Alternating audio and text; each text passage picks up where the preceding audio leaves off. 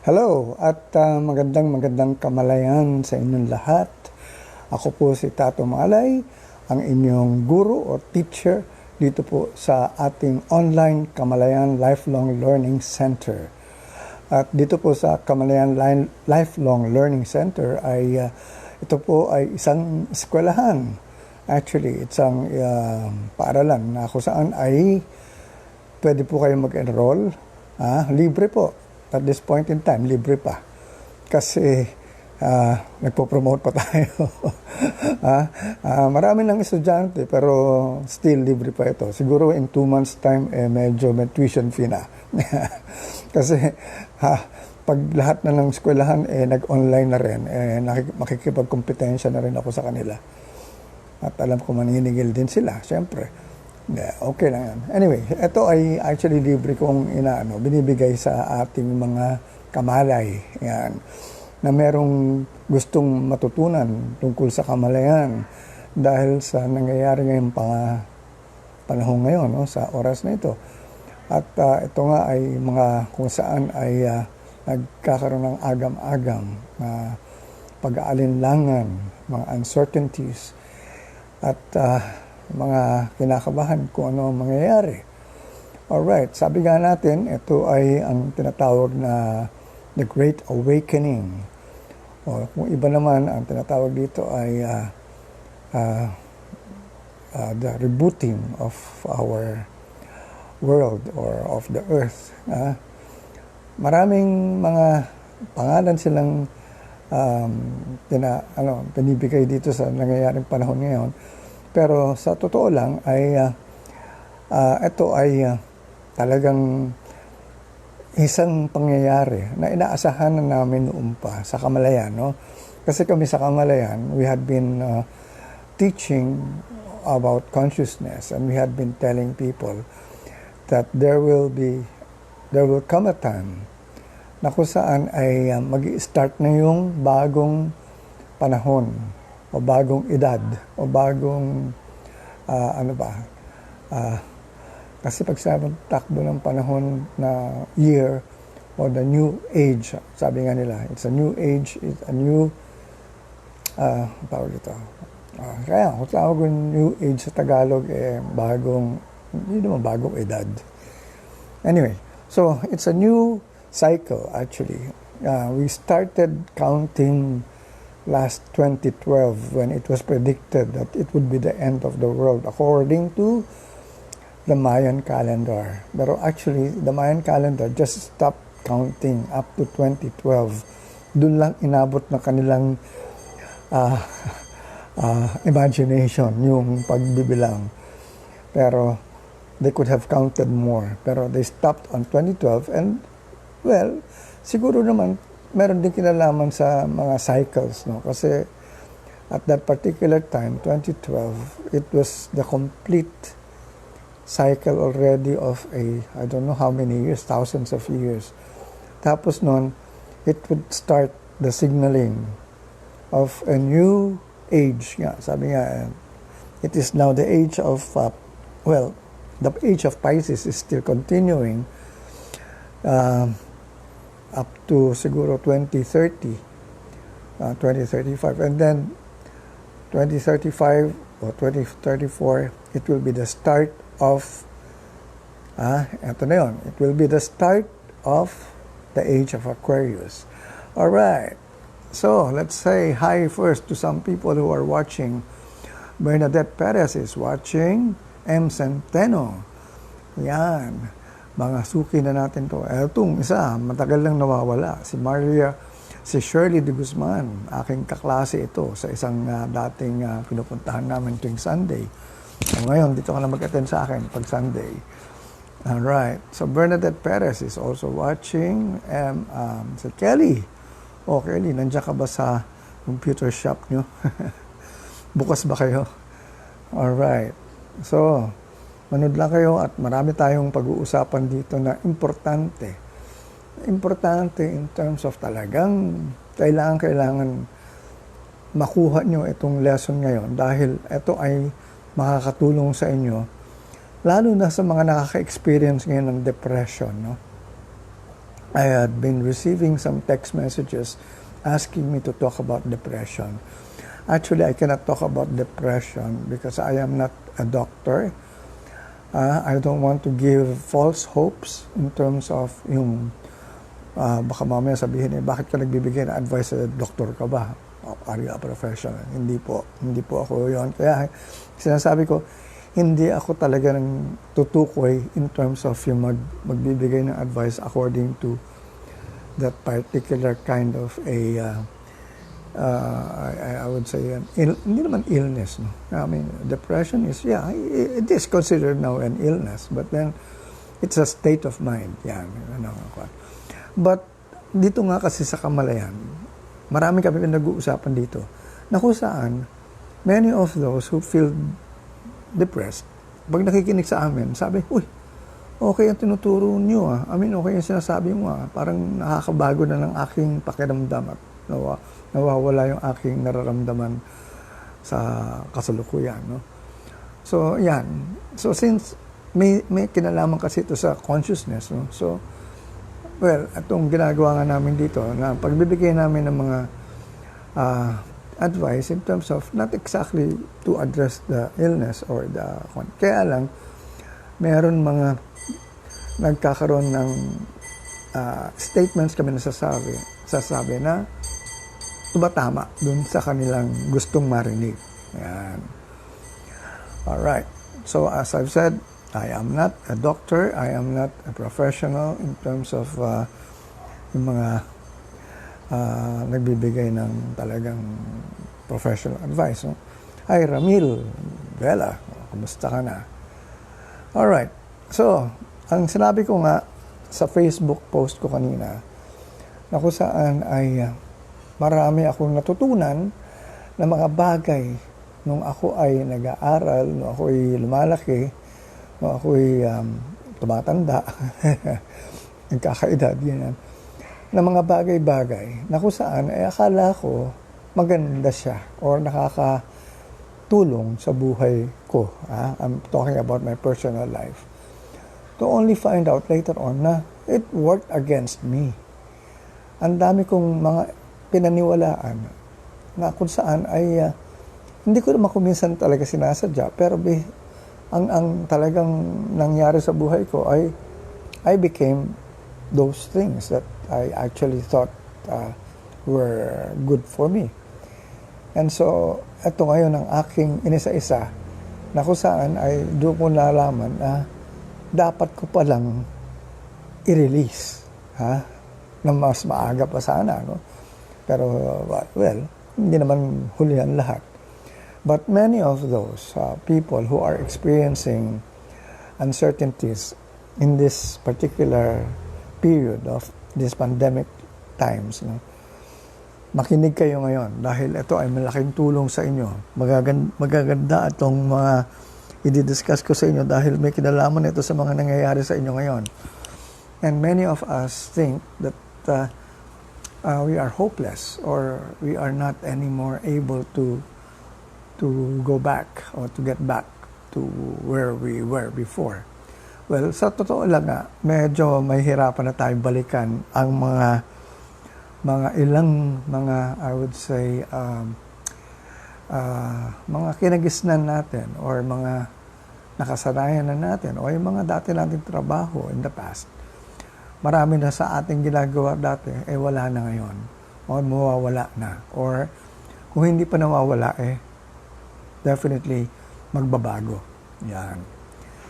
So kung saan ay kayo ay mabibigyan ko ng, I would say, tip as to how or what to do, well, makinig kayo dito, no? And, yun na nga, ito ay isa-hisahin na natin, no? So kung handa na kayo ay, kasi mahaba-haba ito I mean, these are 15 things, 15 things I gave up to be happy. Yun. 15 bagay. Mas marami pa, kaya lang kinonfine ko lang sa 15 muna. Actually, more than 20 yan. Kaya lang, mas importante itong 15 to. And so, these are the 15 things I gave up to be happy. Yan. Okay. Ay, Bong Santos is watching. Maan Navarro is watching also. So, dyan lang kayo Maan. Yung mga request nyo na kung saan ay pag-uusapan natin ngayong araw na ito ay baka ito na, dito tayo magkakaroon ng magandang talakayan dyan. Alright, so, start tayo. So, nadidinig nyo ako? Nakikita nyo ako? Pogi ba ako? I mean, ito ay aking pinagtitiisan ng mga ilaw ko rito. Dahil nakakasilaw ito sa aking harap, no? Medyo, hindi ito talaga ilaw na ginagamit pang vlog or video vlog. Pero, pwede na. As long as makikita nyo ako. Alright, so, ang tanong dyan is, ano-ano kan? Feel free to text me anytime, kung meron kayong mga tanong. Si Maan Navarro daw is watching from Valenzuela City. Okay. Yan. Makadidinig nyo yung mga aso sa tapat namin nag-aaway. Bakit kaya? Palagi ko meron kasing napadaan ng ibang aso na mula sa ibang kapitbahay. Alright, Miguel Cortez is watching. Si Miguel, ikaw yung anak ni Res. My good friend,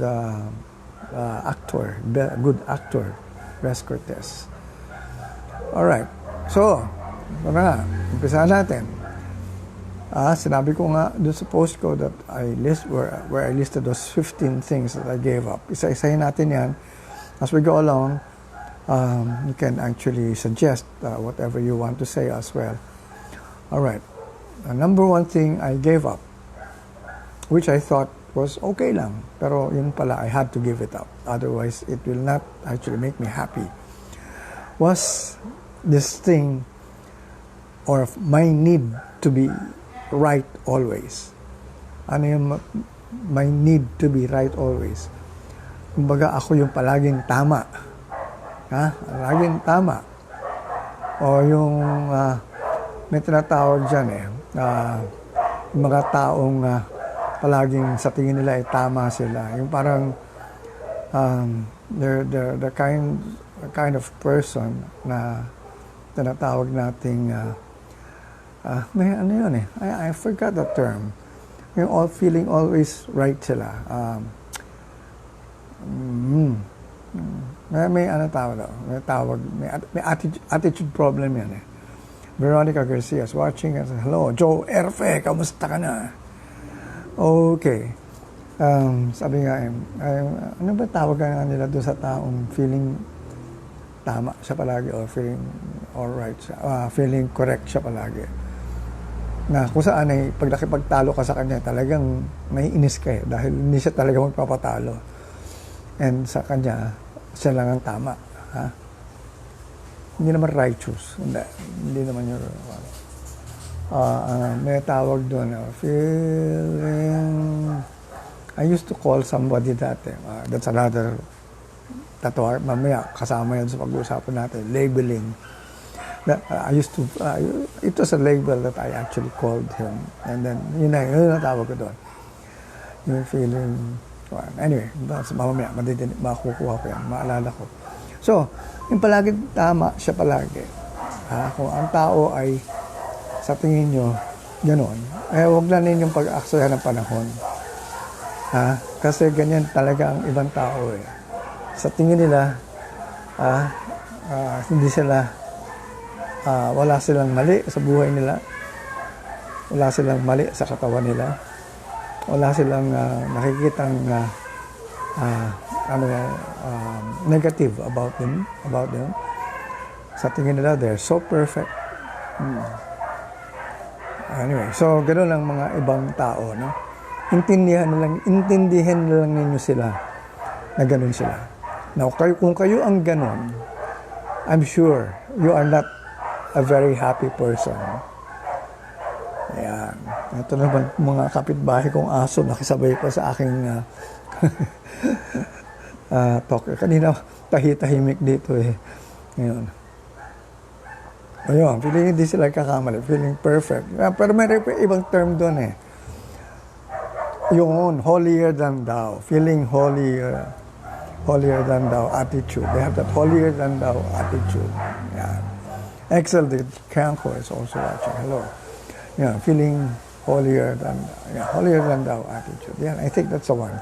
Anyway, so kung ganyan kayo, please take a look inside you.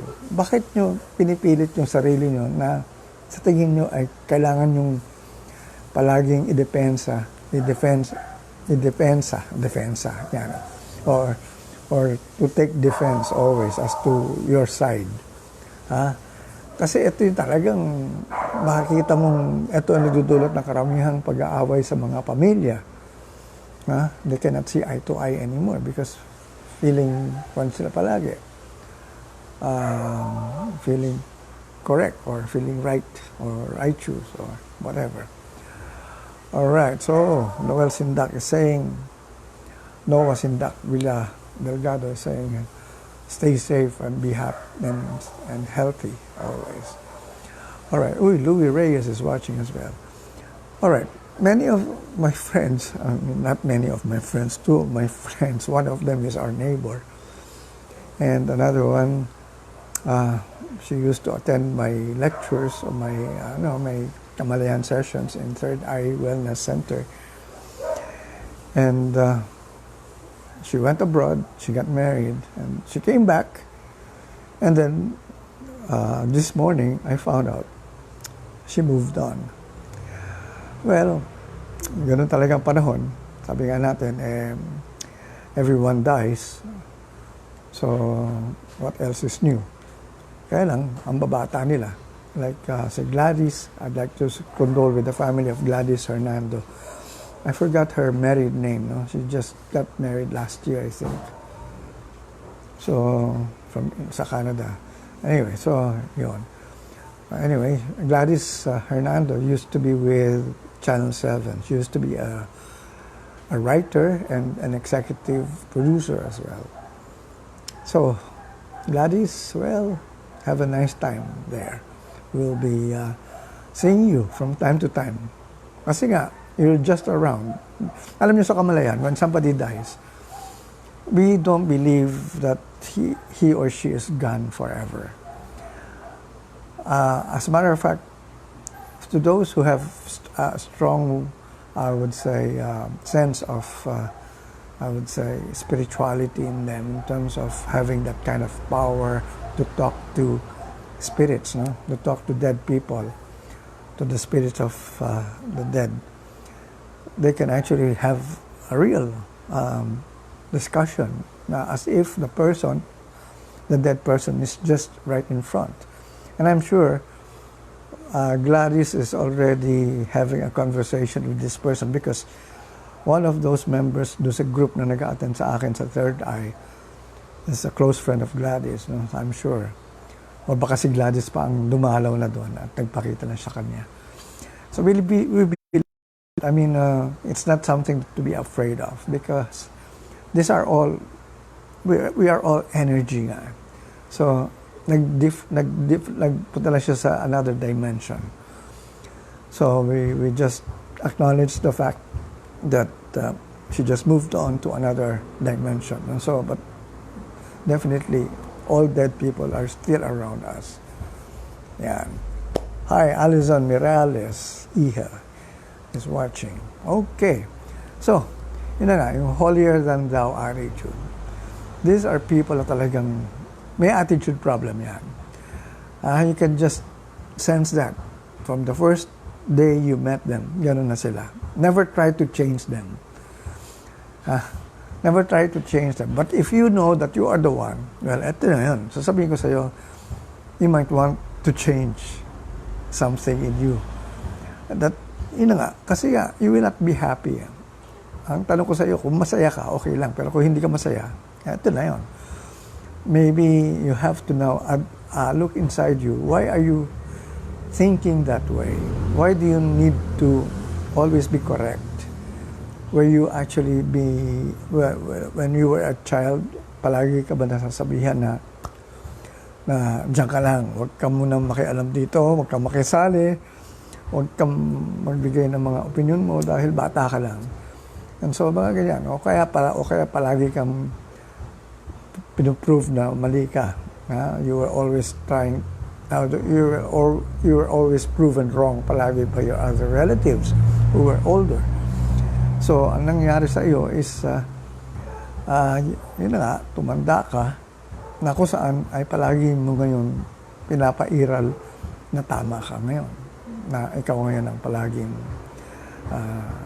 on the right side of things. So, yan ang mga isang bagay na kailangan i-release.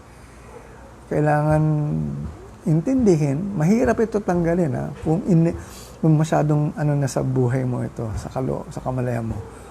Kasi, you will just notice that people don't like to be with you. Kasi, nakakainis ka pag ganyan. No? I mean, hindi ako naiinis sa iyo, pero sabihin, nakakainis yung mga taong ganyan ang palagi nilang ginagawa. Kasi nga, parang, you don't also respect the other views of other people. So, ikaw ay makikita nilang parang will not be a friend forever. So, if you want to have more friends, if you notice that you are always someone who tries to correct other people or who tries to prove other people wrong, ito yun. It's an attitude problem. Give up. Give it up. You give up your need to always be right. Okay. So, let's go to the second one.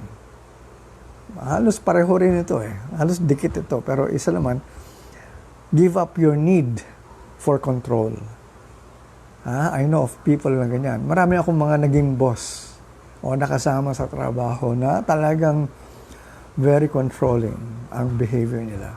Kailangan talagang sila yung susundin mo. At kung ano yung gusto nila, yun ang palaging kailangan matupad. Hindi pwedeng may adjustments. Kung palaging sasabihin nila, hindi, ito yung pinag-usapan natin, itong kailangan mong gawin. At kailangan you follow it to the letter. Ayan. So may mga ganyang tao na, maganda naman yan.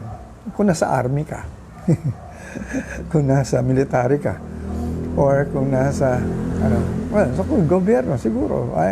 When you are actually leading already a department or, a lot of people, na kung saan ay kailangan sundin yung ginagawa mo, kung yung mga napag-usapan na kailangan mangyari, well, you have to really take control, especially when it comes to mga exacting jobs. What I mean by exacting? Walang kailangan kulang, walang sobra. So, kailangan kontrolado mo yung mga movement. Kailangan yung mga movements. Lalo na sa bangko. Kung yung mga nag-i-invest, yung mga nagtatransact ng pera, kailangan nakokontrol nyo yung paraan. Hindi pwedeng pabago-bago yan. So, kailangan ko ano yung talagang, yun lang ang acceptable policy, yun lang yung gagawin. So, yeah. Pero yung ikokontrol mo lahat ang tao at all times, na kung saan ay nag-good time, nagbabakasyon na kayo, good time kayo, nagpa-party kayo, nagsososyalan na lang kayo. Pati yun, you want to be in control. Parang merong iba na doon. No? May mali na. What I mean by mali is, ikaw, medyo meron ka ng kailangan i-check sa ano mo. Kasi pag nakita mong hindi na susunod o hindi na yung expectations mo hindi natutupad, kunyari, you went to a party. Siyempre, anything goes in a party because there are other people who would be there. And then somehow, parang you expected that party would be according to what you imagine it to be. And then here you are seeing something that is going on na parang, hindi dapat yan. Kailangan ganito tayo. Ito, babaguhin mo ngayon. And so, parang KJ ka. Yan. Ang yan ang sinasabi palagi sa mga taong controlling. Killjoy, KJ, ito na naman to. Naku, makikialam na naman to, sasabihin. Alright. So, yan ang isang bagay na kailangan natin baguhin sa ating buhay ngayon. Ngayon, wala ka na makokontrol. Nagbago ang takbo ng panahon. Nagbago ang takbo ng mundo. Tumigil ang mundo. Anong kukontrolin mo rito ngayon? Sige nga, ano ang kukontrolin mo ngayon dyan? Wala ka na kukontrol. Kasi nga, everything stopped eh. So, what do we have to do now? We have to take a look inside us. There is something in you that we have to now change. Yan, ang kontrolin mo eh. Sa yung takbo ng utak mo, takbo ng pag-iisip mo. Kasi there is something there inside us that we can do something about it. Na kung saan, ito yung magbibigay ng maganda sa labas o hindi maganda. And at this point in time, when this is happening now, na kung saan everything stopped and nothing is still secure or sure or certain, talagang hindi natin alam kung anong mangyayari bukas, ano yung mangyayari next week. So, ang tanong dyan is, what do you want now to make happen? If you really want something na gusto mo mangyari, you have to start it from within. Dapat makita mo ngayon sa kalooban mo muna, sa kaisipan mo. Ano yung mga bagay-bagay na gusto mo na mangyari? Yung mga hindi mo natutupad noon, eto na yon. Ano yung mga gusto mo matupad ngayon? You can do something about it. Now, this is something that you can really control. Yan ang pwede mong kontrolin. Sarili mo. Pag-iisip mo, kontrolin mo. That is the only thing that you can take control of. Yung mga negative things na pwede mong tanggalin sa buhay mo, yun, i-control mo yung mga negative things from coming out from your life at palitan mo ng mas maganda, ng mas bago. Alright, hi to Bonjing Nicolas, who's watching as well. Alright, so, yan ang mga bagay na kailangan natin maintindihan. Those are the only things you can control. Your thoughts, your feelings, basta may kinalaman sa'yo. Pero beyond that, wala ka makokontrol outside you. Anything inside you, yes, you can control that. So, give up your need for control outside. Uy, si Ricky Santa Ana is watching. Alright, kamusta ka na, Ricky? Si Trub Santa Ana. Alright, so tuloy-tuloy tayo dito sa ating Kamalayan Lifelong Learning Center. Ito ay, ang subject natin dito ngayon is transformative communication. Because this is basically, ito pinag-uusapan natin dito has something to do with the way we communicate with ourselves. The way we have to now give up something, this can only be done by communicating something to ourselves. So yan ang mga bagay na kailangan na natin gawin ngayon, no? Alright, so the fourth one, or the third one that we have to give up is blaming others. Give up your need to blame. Ano ibig sabihin ng pagbe-blame mo? Ikaw ang walang mali. Lahat sila ang may mali. Lahat sila ang nagkamali. Ikaw unblemished. Walang mistake, walang nangyayaring mali sa buhay mo. And so, ano yung ganun tao na cannot admit mistakes? What will you do? If you cannot admit mistakes, you will blame others. Ito ngayon nga nangyayari dito sa mundong ito. Alright, this is what people don't understand. I had been telling people, we created this pandemic. So sabi niyo, paano ko create niyan? Bakit ako nag-create niyan? Hindi ko naman gusto yan. Na-create ko. By our negative collective consciousness, we created something that would actually now stop everything that we're doing. Paano natin, sasabihin nyo, paano ko naman i-stop yan? Ano naman kinalaman ko dyan? Tumigil ang mundo, sarili. Uy, Doc Aloy is watching. Kamusta na? Si Aloysius Lianes. Alright. Now, the thing here is, sasabihin mo sabi ko nga, we created this because of our negative collective consciousness. Itong pandemic nito, we created that coronavirus to come into being. And as a matter of fact, dapat matagal lang wala ito. Sino ang nagpo-promote na para lang tumagal ang buhay nito. Wala nga buhay ito eh. Binigyan natin ng buhay eh. Sabi nga, hindi siya organic eh. Ha? Itong virus na ito eh. Para bakit natin nabigyan ng buhay? Ano ang laman ng ating media? Kung ano yung pinag-uusapan palagi sa media, day in, day out, is what will be promoted outside. Not only promoted, but given life. And life to the fullest. Na kung saan nga, sabi nga, siksik, liglig at umaapaw pa. Binigyan mo na focus, binigyan mo na atensyon, binigyan mo na importansya itong pandemic na ito. Ayun, worldwide. Yan ang simulan.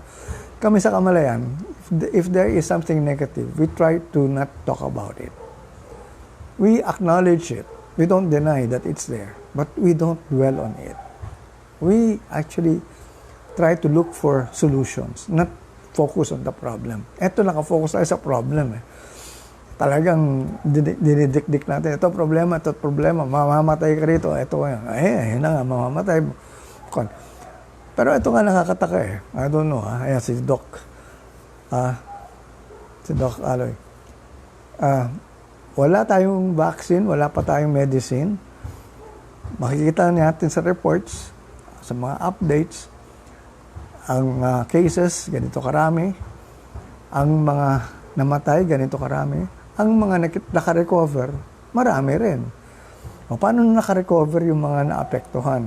Wala nang gamot. Yan ang tanong ko eh. Up to now, yan ang tanong ko. Paano nakaka-recover? Sabi mo nga, deadly yung virus. Bakit nakaka-recover kung deadly? Dapat lahat tong nagkaroon ng case, namatay. Hindi. Ang daming nakaka-recover. So, ang sabihin yan, merong kinalaman sa kamalayan. Hindi lahat naapektuhan. Hindi lahat nagkakaroon ng virus. Kahit sabihin mo, they're in the same place, the other one got the virus, but the other one did not. How come the other one did not? Para magkatabi sila. Sabihin mo, naka-face mask lahat, nag-iingat lahat. You took all the precautions, naghuhugas ka ng kamay, palagi, ganyan. But anyway, so, ang tanong, bakit still, sino ang mahina ang immunity when it comes to the virus? Yung taong may takot.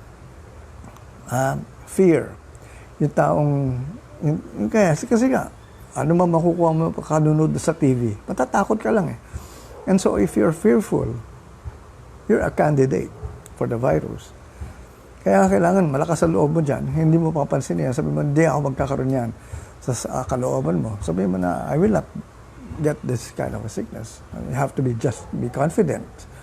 I'm not saying na I'm immune talaga, no? But as I've noticed, all you have to do now, ang defense mo na lang talaga against this virus is to have this brave outlook in life na hindi ka tatamaan, na hindi mo siya binibigyan ng importansya sa buhay mo, and you will not attract it.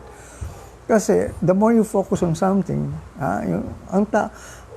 ang ganito yung law of attraction, if you still believe in the law of attraction na the way it was presented, what you put in your mind or in your thoughts, you will attract. Thoughts become things. And so, laman ng utak nga ng karamihan sa atin ngayon, yung virus. Kasi nga, yun na nakikita sa TV palagi, sa radyo, kung saan-saan. Lahat na ng galaw mo ngayon, yun ang kuwan. Hindi ka nga makalabas ng bahay. But anyway, so ito yun, nagbibigay sa atin ngayon ng more of the pandemic thing. More of this, more of that. It will not go away unless the media really completely shuts it off. Ito ngayon ang kuwan. Ang ABS-CBN, nag-shut off. Bakit nag-shut off ang ABS-CBN? Sino nagsabi mag-shut off sila? Ako, ABS ako dati. Pero eto nga sabi ko, bakit ko nakikita ito sa cable channel ng ABS? Na palagi nila sinasabi ito, palagi nila pinobroadcast to. ABS-CBN now signing off. Tapos sa kasulat doon, ABS-CBN shut down. So, I mean, if you don't want a shutdown, why will you now put it out and make people be more conscious about it? Yun na nga mali eh. That's why nga ako, sabi ko nga, kami sa mga kamalayan, dapat kami yung nasa media because we can really now say what we can put an alternative to what media is actually doing. Kasi media is just doing the negative things. Kala nila, public service, yes, but then again, sila yung naapektuhan. They only talk about negative things. Bihirang-bihira yung one. And they cannot explain exactly what's going on, the way we explain it sa kamalayan. So, ito yung nangyayari sa buhay nila. Nagkakagulo-gulo sila. When in fact, sila rin yung gumagawa ng kaguluhan sa buhay nila. So, if they don't change the way they actually say whatever they say in media, well, they will get the consequence of it. Kasi nga, whatever you actually do or say or feel and imagine, that is exactly what you will get back. And this is what we want to teach people. If you don't want if you do not want the virus to continue, forget thinking about the virus as often as possible.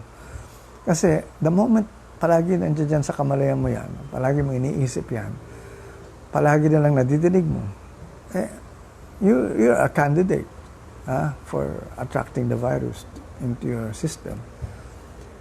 Pero kung wala, I mean, sabi nga sa kamalayan sa consciousness mo, as long as it is not in your consciousness, you won't get whatever.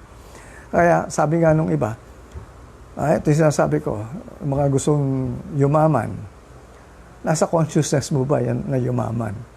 Kasi ang consciousness mo, mahirap ka. Yan ang paniniwala mo. So, mamaya, pag-uusapan natin yan. Kaya yan ang mga bagay na kailangan mong maintindihan. Kung ano yung nasa laman ng kamalayan mo, yun ang lalabas sa buhay mo. Gusto mo ito, pero ang nasa kamalayan mo, ito ang lalabas sa kabila. Ayan, mamaya, pa-explain natin yan. Hi, Judeline. Homok is watching. Ayan. Okay. So, let's continue. As I've said, we have already tackled 3 of them. Give up on blame. Let's not blame others. Ito yung nangyayari. We cannot blame God. Sabi nga nila, only God can actually save us now. Tapos ngayon, they're blaming the devil for creating this pandemic. See, I mean, ano lalabas ngayon dyan? Mas mahina si God. Kasi tumatagal ang panahon, nandiyan pa rin yung pandemic. So, mas malakas yung devil, which is not supposed to be the case, di ba? Bakit nyo binibigyan ng buhay yung demonyo? Sino bang naniniwala sa may ganitong klaseng demonyo na mayroong ganong klaseng power to do these things? Well, sabi ko nga, tayo ang nag-create, hindi ang demonyo. So we're blaming now the devil because we don't want to blame ourselves. We're looking for other entities to blame. We cannot blame God anymore kasi sabi mo, bakit gagawin ng Diyos ito sa atin? Pinaparusahan pa tayo. Hindi, hindi Diyos yan. Demonyo yan. Binblame natin demonyo. Bakit di natin i-blame ang sarili natin na because of our negative collective consciousness, we actually created this? Because if you really want to change things now, from now on, the only thing to do is acknowledge the fact that we created it because of our negative collective consciousness. Pag nabago natin yan, naging positive collective consciousness. When you say positive collective, ibig sabihin maramihan. Hindi pwede ako lang, hindi pwede kayo lang. Kailangan marami. That's why I keep on coming out already in ganitong Facebook Live. Kung pwede lang ako sa TV at sa radyo, bakit hindi? Wala naman naniniwala sa akin sa radyo at sa TV. So, okay lang. Iba kasi paniniwala nila doon. Ang gusto nila, puro yung negative ang ikuha nila. Kasi sa kanila na yun. Ito na yung akin. Sa social media na lang ako. Alright. Anyway. So, ito yung kuha natin. Stop blaming. There's no one to blame except ourselves. We have to acknowledge that fact. Tayo ang gumawa nito. Okay, nag-stop lahat. Trabaho nag-stop. Paano natin pinestop ang trabaho? Ginusto ba natin yan? Look at how many percentage of people hate their jobs. Sige nga, tignan natin, halos siguro 80% of all those who are working hate their jobs. Kaya lang sila nandyan dahil sa pera, dahil kumikita sila. Pero they hate their jobs. So, ang tanong dyan is, masaya ba kayo if you hate your job? Hindi. So why would you continue working that way? So, eto na nga Our Earth, Mother Earth, changed its consciousness. It's shifted to 4D consciousness already.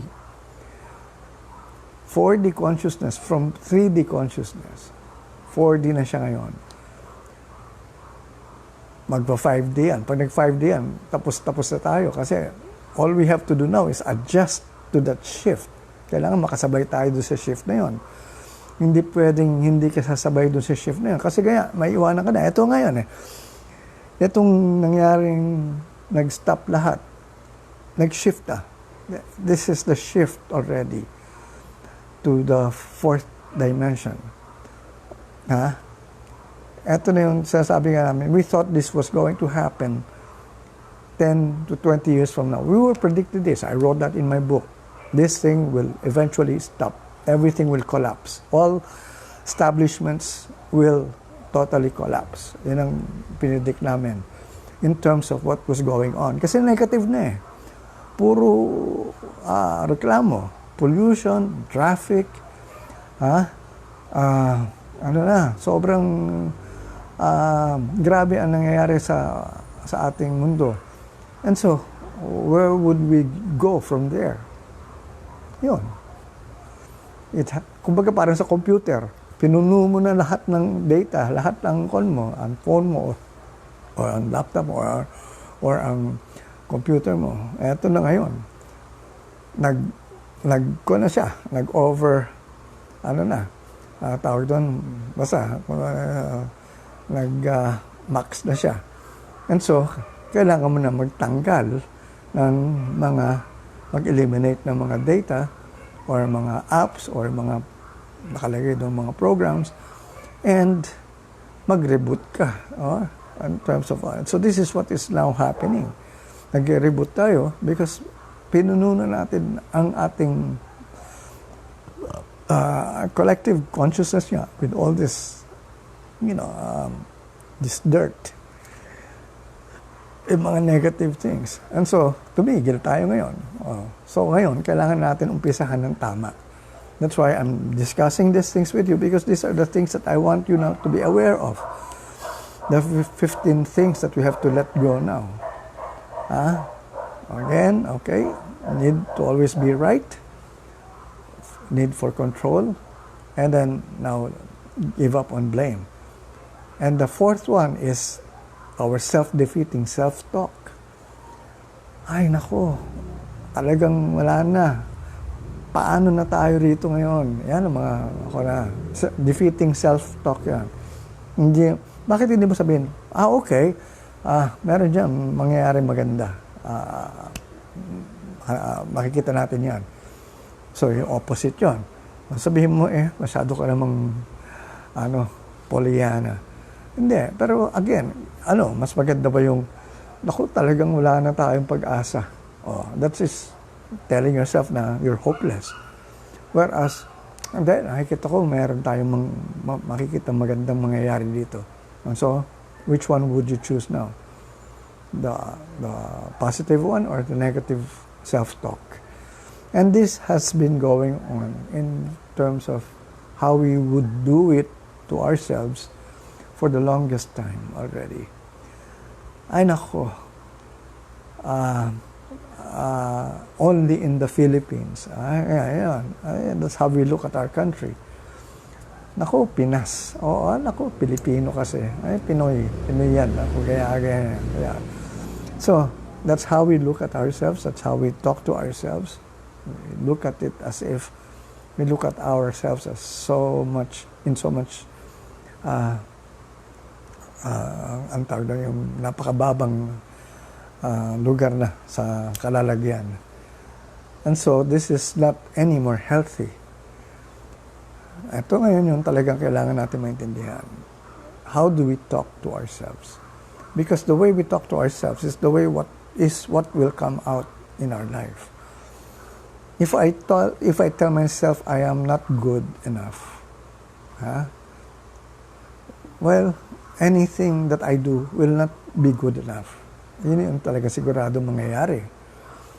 So we have to always change it to I am good enough. I am good. I am worth of it. Which goes to our next, i-continue ko na dito kasi mas marami dito akong idadagdag. Although halos pareho lang ito. To the fifth one, give up your limiting beliefs. Limiting beliefs. Yung mga paniniwala natin na kapiranggot in terms of yung ambition natin.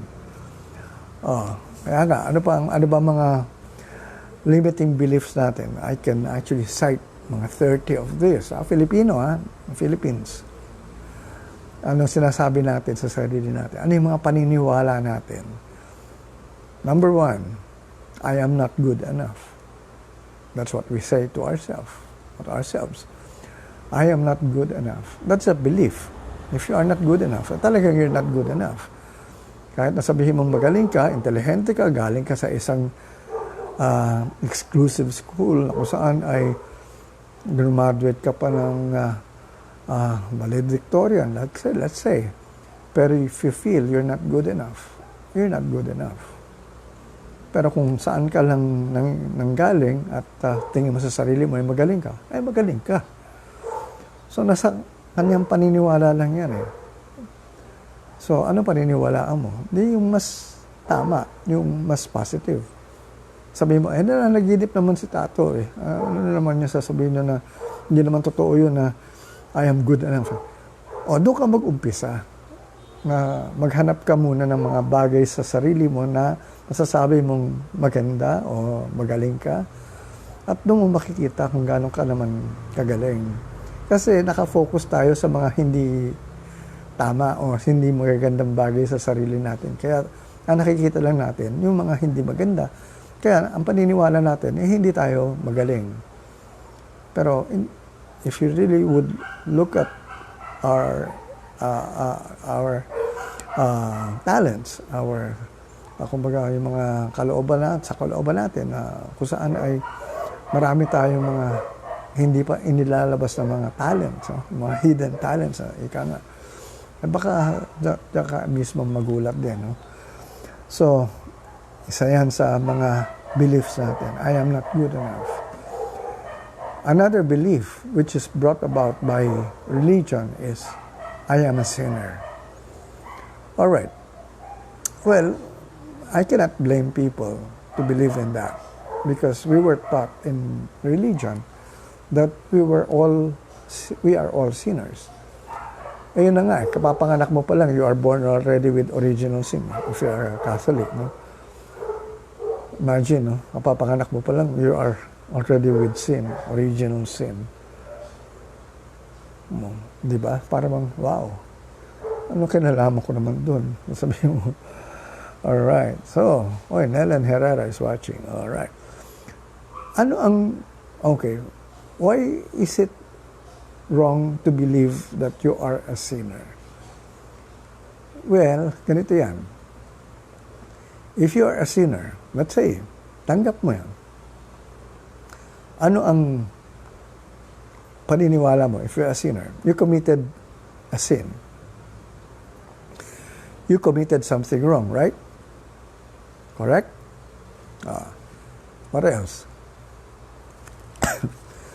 You actually, ang tawag dito,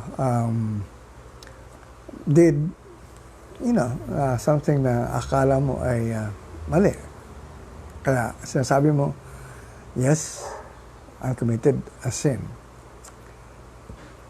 Alright. Sige. Nagkasala ka.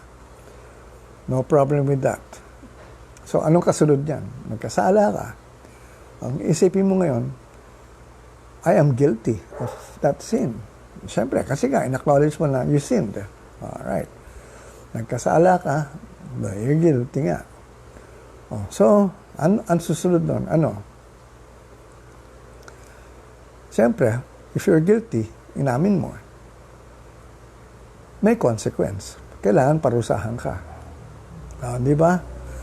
Sa korte, pag napatunayan ka may kasalanan ka at naging guilty ka, ang consequence mo is may punishment ka. So, may ano ka ngayon? May corresponding punishment.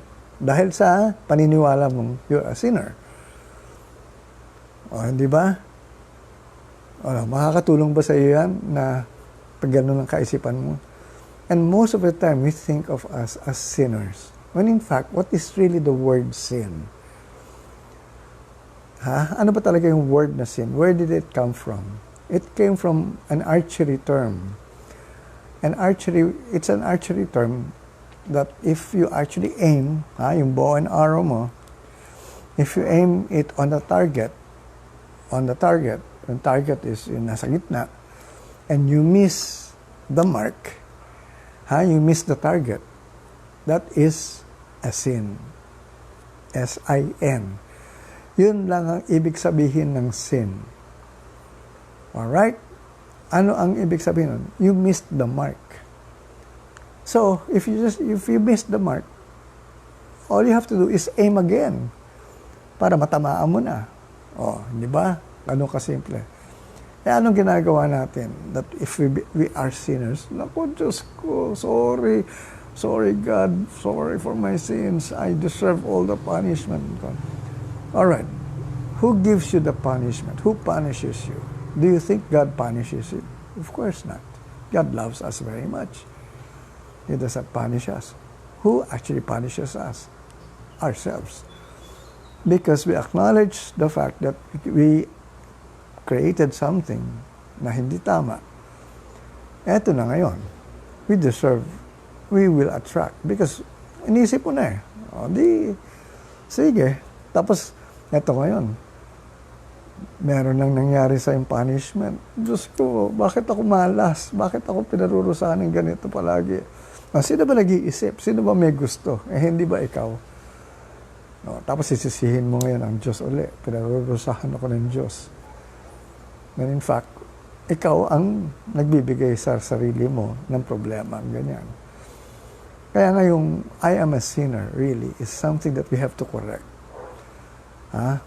If we have to follow rules, next time lang, you just have to follow rules. Para kaya nga palagi sinasabi ni Jesus, pag may mga sinners siya sa Bible na ano ang ginawa niya? Sinabi ba niya na, ay nako, nagkamali ka, kailangan ka maparusahan. Jesus never condemned any one of those who actually committed a sin or who acknowledged themselves as sinners. Or alam niya may mali yung ginagawa niya. At sinabi lang niya, sin no more. Sin no more. Sabihin, wag mo na lang gawin. Okay na yun. Or, kung talagang sasabihin mo, literal ako magbasa ng Bible sige, kung literal ka magbasa ng Bible, di ba lang kasalanan talaga? Bakit? Kasi sinabi sa Bible, si Jesus mismo nagsabi, sin no more. No more sin.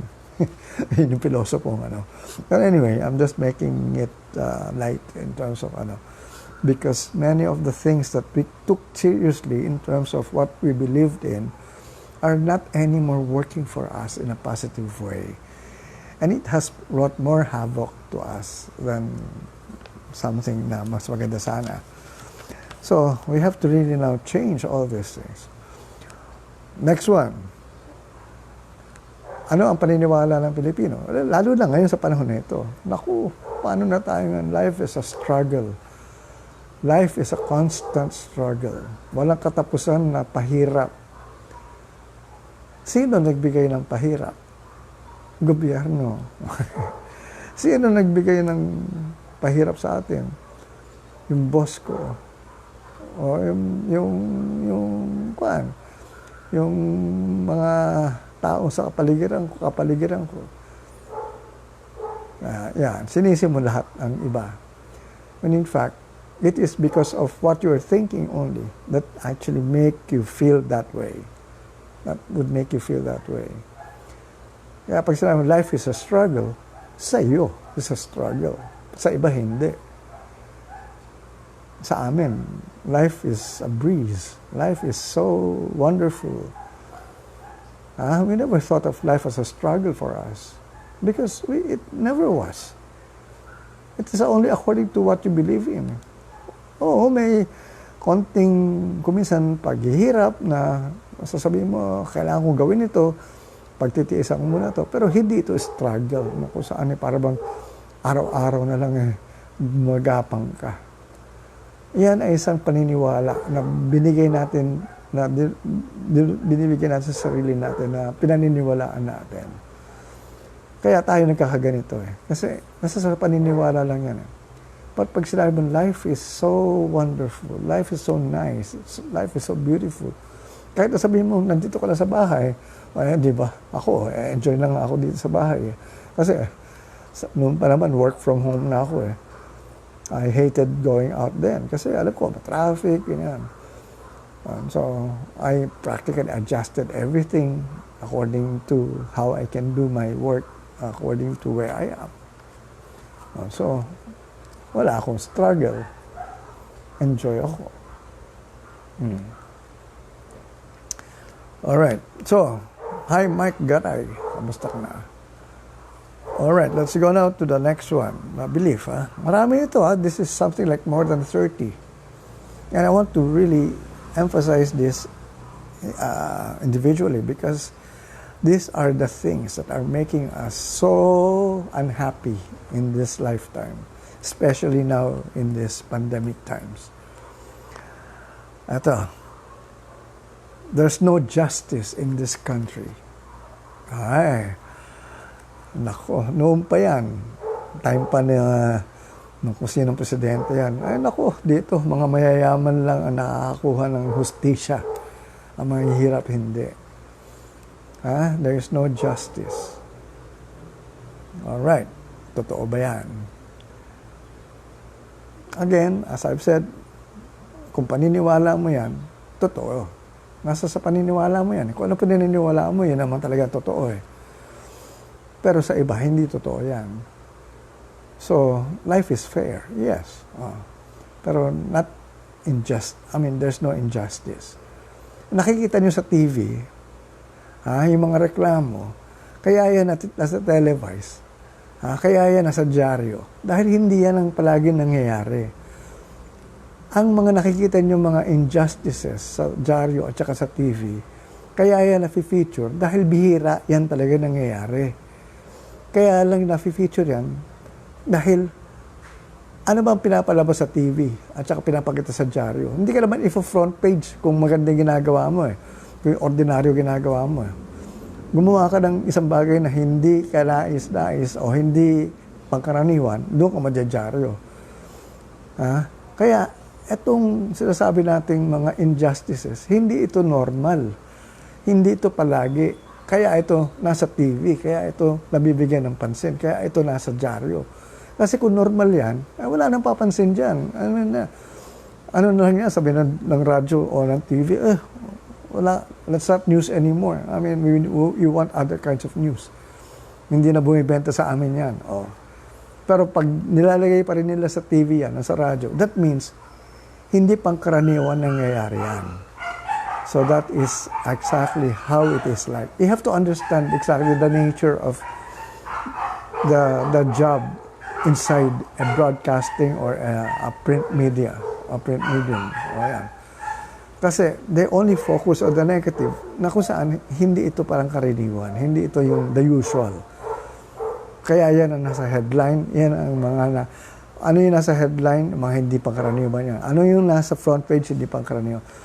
Kaya nga ako nalulungkot pag nakakabasa ako ng a janitor returns a bag of money containing $1,000.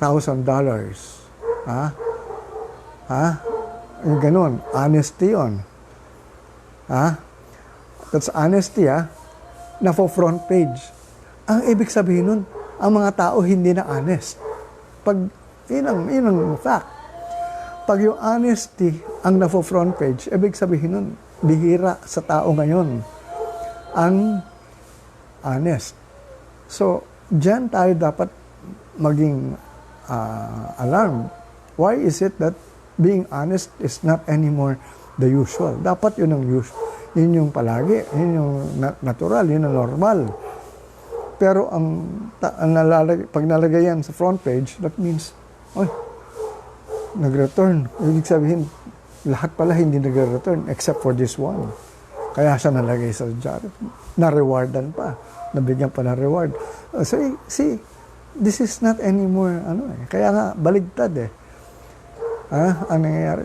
That's why ako, nagpapasalamat to pag wala ako nababasang ganun. Pero pag nakabasa nga ngayon ako ng ganun, I am not exactly disappointed because of that person returning it, but I'm disappointed as a whole because laging news ang being honest. Ibig sabihin, hindi na siya normal. When in fact, it should be the normal state of us being honest. So, yan ang kailangan bigyan natin. Uy, sabi ni Nellen, thank you, dear Tato, for clarifying some concepts. Keep it up. All right. Thank you also, Nellen. Anyway, continue pa. All right. So, ito pa. There is no injustice in this country. There is. Kaya lang nga. Yung nakikita natin mga injustices dyan, bihira yun. Nare-report. Okay lang yun. Nare-report siya. Pero, hindi porque araw-araw nakakapanood tayo ng mga ganong klase injustices. Ibig sabihin, rampant na yan. Hindi rampant yan. Bihira pa rin yan. Kaya lang nga, araw-araw mo lang napapanood. And the things sa media nga, ay nako, ang media talaga, puro ganun na nga ang nire-report. Kasi nga, yun ang binibigyan nila ng importansya, yung mga bihirang pangyayari. So, kailangan naiintindihan natin yun. Kahit nandiyan. Kaya nga, tayo pa nag-react pa tayo pag gano'n. Ako, ito na naman to. Ito na naman to. Well, in fact, dapat pag gano'n, we should not actually condone it, but we should actually just, not pay much attention to it. All right. Number 5. You never really get what you want. Ito yung isang paniniwala ng karamihan. Hindi ko naman talaga nakukuha yung gusto ko Yung gusto lang nila, yun ang nakukuha ko lang. Ito ang gusto ko, bihira mangyari. So a lot of people think that way. They can never really get what they want. And so they settle for less. When in fact, we create what comes out in our reality, what comes out in our world. It is through our consciousness. That's why kaya ako nagtuturo ng kamalayan Kasi ito ang hindi alam na karamihan na tayo ang nag-create ng mga nangyayari sa buhay natin. So if you get something that you do not want, or what you want is something that you cannot get, that means there is something wrong with the way you think. There's something wrong with the way you actually process your thoughts. In terms of how you manifest things. If you cannot manifest what you want, that means there are blocks in you. There are issues. Ayan ang tinuturo ko sa kamalayan. Kung hindi mo pa nakukuha lahat ng gusto mo, ibig sabihin, ang dami mong mga blocks, kaya hindi mo nakukuha yan. Ang dami mong mga issues. Alright. So, I don't know. Okay. All right, Reverend Reg, I trust you well. I haven't forgotten. Okay. Hi, Reverend Reg. Kumusta ka na? All right. Okay. Now, the thing is, how do you get what you want? Dito sa kamalayan, dito ko tinuturo. Every step as to how to really now plan the things that you want. Ito na Ito na yung panahon na kung saan nagbabago na ang nangyayari sa ating panahon. Sa buhay natin. Nagbabago ang takbo ng mundo. So, ano ngayon ang gusto mo mangyari? Babalikan mo pa yung kuan? Kaya ngayon sinasabing new normal. O gusto nila balikan yung dating normal na panahon nila. Ano ibig sabihin nun? Babalik mo yung sarili mo sa hindi mo nais ka na, yung hindi mo gusto nangyayari noon in the past. Na ibabalik mo pa rin dahil yung nakagisnan mo lang siya. Samantalang yun nga ang isang bagay na gusto mo nang palitan Hindi ka nga masaya sa trabaho mo, tapos ngayon sabihin mo na babalikan mo yun. ang tanong nga sa iyo ngayon, ano na ang gusto mong gawin? Ano ang gusto mo talagang makuha ngayon o makamit o mangyari? Yan ang isipin mo na ngayon. Kasi now is the time to really now look forward to the things that you really want to make happen in your life. Because the shift, the energy shift now is so strong. Itong power or the energy that the earth has now is so strong na kung ano yung nasa isipan mo, nagma-manifest ka agad. Kung negative ang kaisipan mo, negative ang lalabas ka agad sa mundo mo.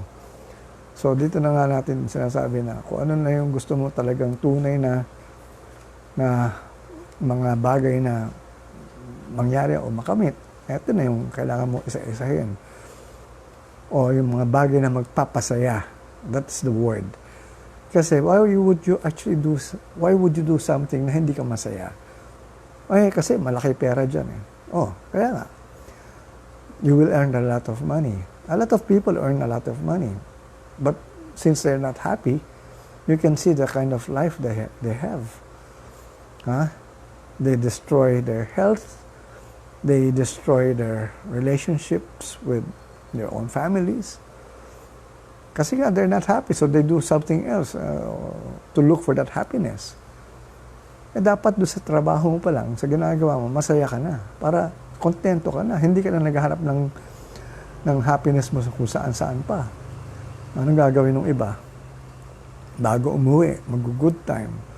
Pupunta sa mga lugar na kung saan ay meron silang mga ibang kasama. Ewan ko lang ngayon, nagbago na so wala na sila pupuntahan. Again, as I've said, you have to know what will make you happy. So that what you want, what you actually get is what you want. Kasi we get naman whatever we get eh. Kaya lang nga, ang tanong is, do you want what you get? Or are you happy with what you're getting?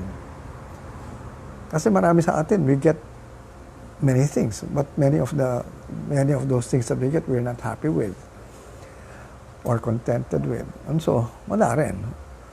If this is, sabi nga, itong negative collective consciousness is composed of many people, collective, nagsama-sama, who think this way because they cannot get what they want. And so, nagsama-sama yung mga taong who couldn't get what they want, na kung saan ito na yung collective consciousness natin. Alright, sabi ng world, don't pala enjoy what you want. Let's stop. Ano na? Tigilan natin yung kalokohan nyo. Ayaw pala ninyo yan. Tigilan natin. So natigil na nga. Ano ngayon? Anong gagawin nyo ngayon? Gusto pa rin nyo balikan? Kayo, ang titigas ang ulo nyo. Tinigil na nga para magbago na nga eh. Gusto pa rin yung balikan. Normal pa. New normal. Ano ang sabihin? The word normal, I hate that word normal. I mean, it's not something that would be sa akin. Ako, I'd rather be called abnormal. Kasi pag sinabing normal ka, you're just ordinary. You think like the way other people think. I don't think that way. I don't think the usual way. So I cannot see myself normal. Ayan, baka na-offend kayo. Huwag naman. Alright, so, are we ever contented? It's a very good question. Ricky Santa Ana here, Rob Santa Ana, is asking the question, are we ever contented? That's exactly why we are here in this world. To expand our consciousness, our soul. The soul's purpose in actually returning to this lifetime is to be able to expand, to get bigger, to enjoy more, to have more. Ano yung more na yun? Material things? Not exactly. But pwede. Pero hindi yun ang talagang let's put it this way. Sige. Why do you want those material things? Why do you want a new car? Why do you want a new house? Why do you want the most expensive kinds of clothes? All right. Ang tanong dyan is, Okay, why do you want to travel? We want the experience. We want to experience all these things. Hindi ba? Ang kotse, ano yung gagawin mo sa kotse? Titignan mo lang? Siyempre, sasakyan mo. Ida-drive mo, mamamasyal ka. And you will, experience a life using your car. Your kind of life in terms of what you are doing. So, ang tanong dyan is, with your experiences now, with what you have, with what you have gotten, are you happy? Are you contented? Of course, merong contentment. Pero darating yung pagsawa. We move on to the next level. Because, again, that is our nature, to grow. Infinite, growth yan eh. Even God doesn't stop from being, sasabihin mo, kasi many of us, ang concept ng God is matanda, puti buhok, mahaba, nakaupo lang sa langit. When in fact, God is energy, infinite energy. So basically, God is always expanding, growing, becoming more. And so, God is, when you say infinite, walang hangganan. So pati yung mga desires natin, that is exactly what we are trying now to also do with ourselves. Because with our desires, that is the only time we can actually have those kinds of, I would say, ambition or dreams to experience more, to grow more. Kasi without desires, wala na. Pwede ka na mamatay. Alright, eto na yun eh. Ito yung dyan, magandang kailangan natin maintindihan. If the soul says, alright, in this lifetime, I have already achieved everything that I want to experience,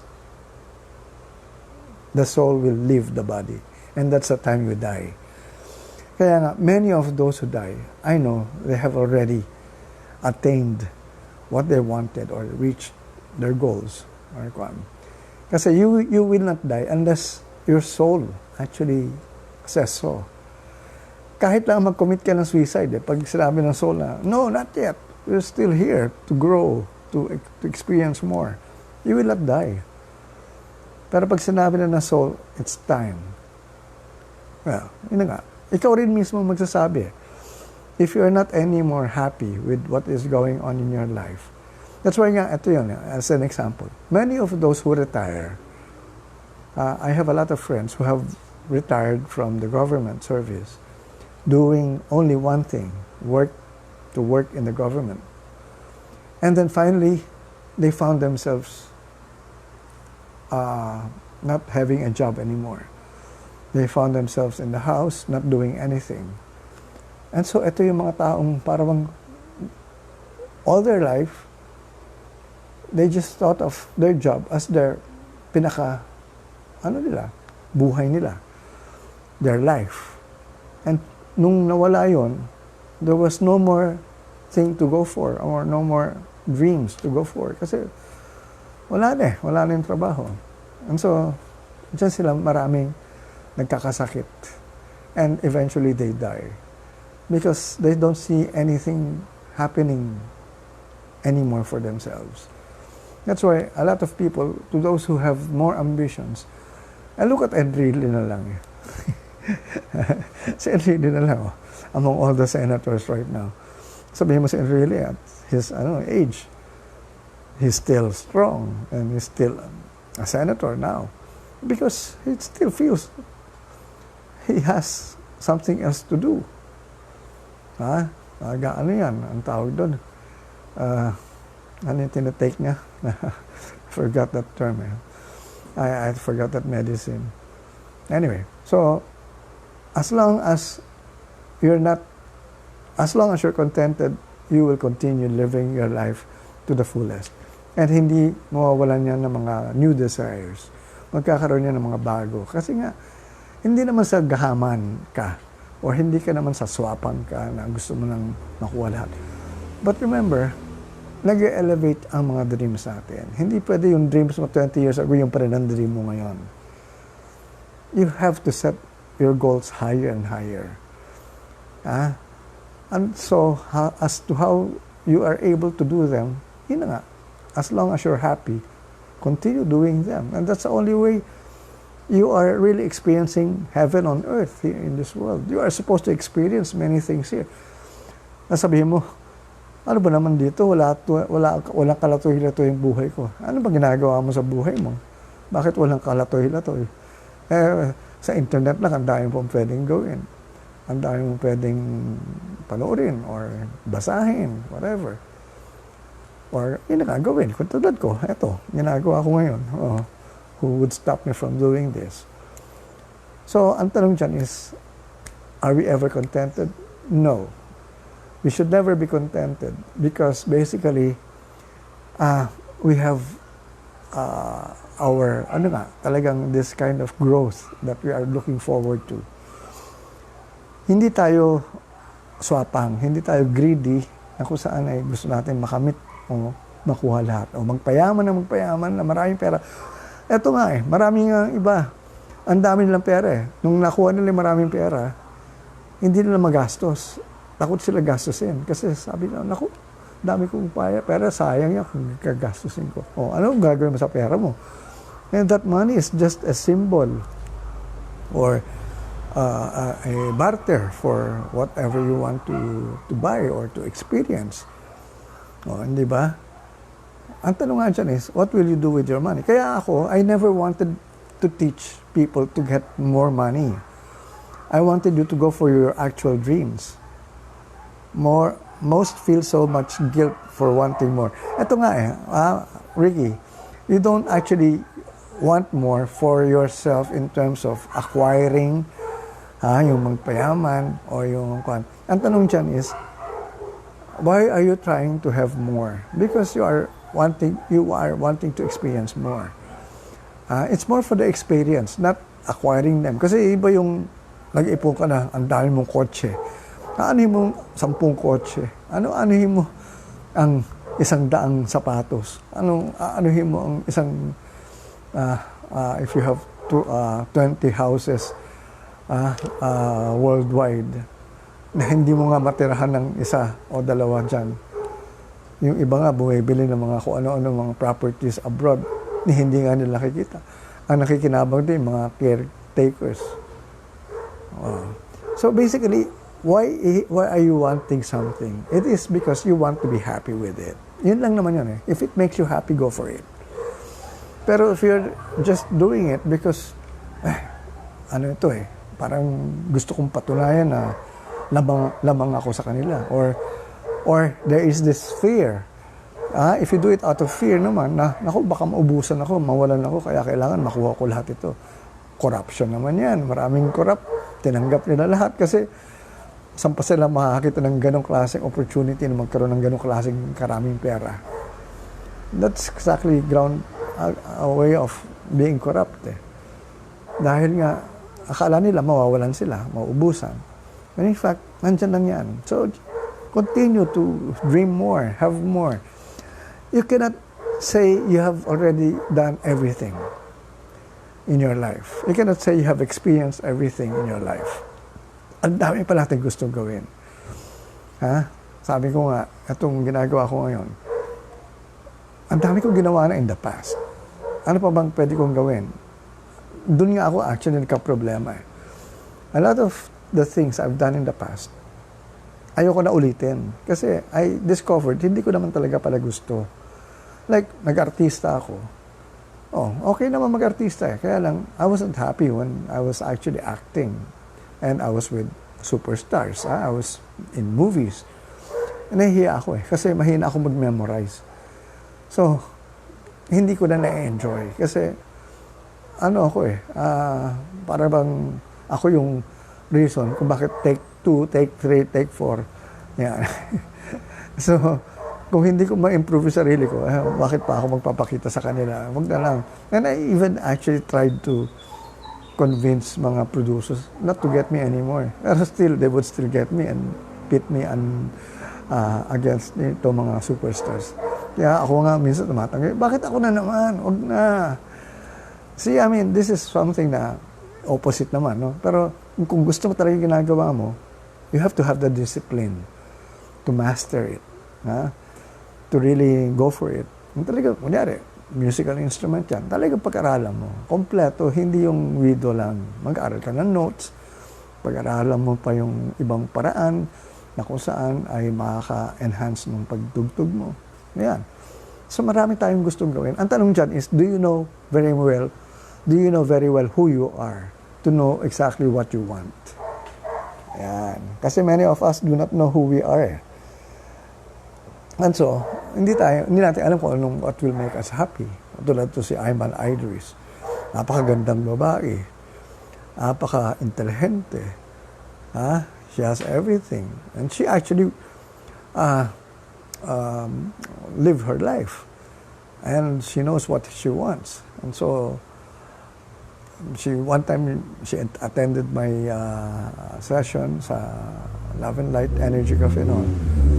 And sabi niya, I want to live. I mean, I want the waters. I love the beach. And so what she always would do every time na may vacation leave siya, she would go to Palawan, she would go to Cebu, she would go to Mindoro. Ayan, she would live her dreams because she knows exactly what she wants. Ayan, yan ang mga example ko. Kasi you have to know exactly what will make you happy. And kung alam mo yun na magpapasaya sa'yo, gawin mo. Walang katapusan yan. Walang masama dyan. You shouldn't feel guilty about it. Because this is exactly what you're here for in this earth. You came here to experience many things. But eto nga marami namamatay, hindi lang na-experience yung mga dapat nila ma-experience eh. At na-experience lang nila isang bagay, yun na yun. Ang haba-haba ng binuhay mo rito, yun lang ang ginawa mo. Alright. So, ano pa ba mga maganda ma-experience? Marami eh. Halos. Ito ngayon, lockdown, you cannot travel. But again, how can I still experience traveling without being able to travel physically? I watch sa mga TV programs, mga movies mga shows about travels, featuring yung mga iba-ibang countries. I love watching them. And I enjoy. I imagine myself being there at the same time while watching it. So, ganun lang. At least, at the moment, na hindi tayo nakaka-travel, sa ganun paraan, masaya pa rin ako. Alright. So, let's go now to the next belief. You never really get what you want. Now, I suppose you can now get what you want. Ito na, maganda ito. Number 6. Love hurts. Para sino naniniwala na masakit umibig? Love hurts. Ayman, love hurts? Sa totoo lang, I mean, to love is really something wonderful. It's so nice to have that feeling of being in love. And to be hurt is something also I would say, masarap din siya feeling in a way. Hindi naman masarap talaga na may enjoy mo. Kaya lang, if you've been hurt, you know how it feels. I've been hurt a lot of times, and I know how it feels. And I still would want to fall in love. And not mind if I get hurt again. I've cried a lot of times. Some of my girlfriends would attest to that. Akala nila ako nagpapayak ng mga babae. Ako ang pinapaiyak ng mga babae. Yan. Di ba? Talagang, love hurts. When you believe that, and sasabihin mo, ayoko nang umibig pa, that is not natural. Because it is not true that love hurts. What is true is love is a wonderful feeling. Love is so, lahat ng mga kantang, mga title ng kanta that has love in it. Di ba? Totoo yun. Yung mga feeling in love. If you want to be able to really enjoy your life, you have to always feel like being in love. Yun yung isang state of mind na talagang ang sarap ng feeling. And if you want to be able to manifest your dreams fast, very fast, fall in love. Kaya nga, if you love what you're doing, makikita mo, miracles happen. That's the word there, love. Because if you are loving, you're happy. Ako nga, I'd rather love than be loved. I don't mind not being loved. Basta ako ang nagmamahal. Mas yun ang gusto ko. Kasi ako nakakaramdam ng mas magandang pakiramdam. I would rather be loving or be able to love. I don't mind if people don't love me. Okay lang. I mean, I understand them. I don't even demand for people to love me. I mean, although it's a commandment that we have to love everyone. Pero if people don't know how to love, okay rin. Kasi I understand. They don't know still the kinds of principles that are in place when it comes to loving. Sabi ko, okay, sige. Ito na yan. Alright. One thing, kasi nga maraming natatakot to love again because they don't want to get hurt. But nobody hurts you except yourself. Why? Because nobody loves you. Nobody can love you except yourself. Even if other people are loving you, even if other people are loving you, if you do not accept that kind of love, you still won't feel it. So, yan ang isang bagay na kailangan mong maintindihan. Alright? And if you think that other people will make you happy, dyan ka ma-frustrate, dyan ka masasaktan. Because nobody else can make you happy except yourself. So you have to make yourself happy first before you can make your partner happy. You cannot demand the other person to make you happy. You only have to make yourself happy, to really become happy first. And then the other person also has that only responsibility to himself or herself to be happy also. Now, the two of you, pag nagkita, dalawa kayong in love sa sarili nyo at masaya kayo, o pag nagsama kayo, di masaya kayo pareho. Walang demand, you're not demanding anything from each other. You're not pressuring the other to change for you. Yan yung mga bagay na kailangan yung isipin. Kasi ang maraming ang iniisip is you have to change para matanggap kita uli.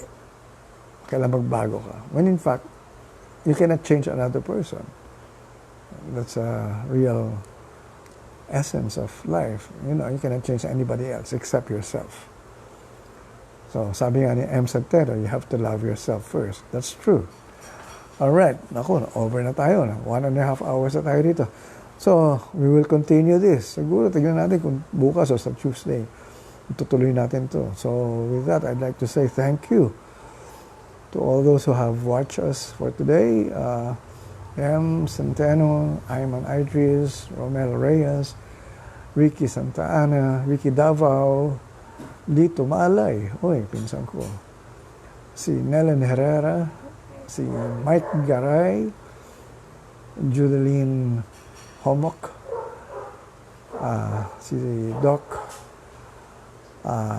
Louis, Doc Aloysius Llanes, si Bonjing Nicolas, Alison Miralles Ihe, Louis Reyes, the singer, Noah Sindak Delgado, Axel Di Tianco, Joe Erfe, Veronica Garcia, Miguel Cortez, Bong Santos, Maan Navarro, Ramil Vela, Kelly, JT, Bernadette Perez, Shirley De Guzman. Alright, so with that, maraming salamat sa inyong lahat. Iko-continue natin to. Hindi pa tayo tapos sa ating mga beliefs, no? That we have to change. Nakakalima pa tayo. Sabi ko nga siya, 30 ito. But we have to tackle all of them. So maybe tomorrow, we can continue this or Tuesday na. But kung bukas, same time, 5 o'clock. So with that, I'd like to say magandang kamalayan sa inyong lahat at stay safe and always be happy. Oo nga, sabi nga niya, ano ito? Naku, hindi ko mabasa ito. Replying to man. Okay. Okay. Oh, you're welcome, Ricky. Sige, absent yung mga kasama natin. Wala sila, Philip. Alright, thank you. And again, magandang kamalayan sa inyo lahat.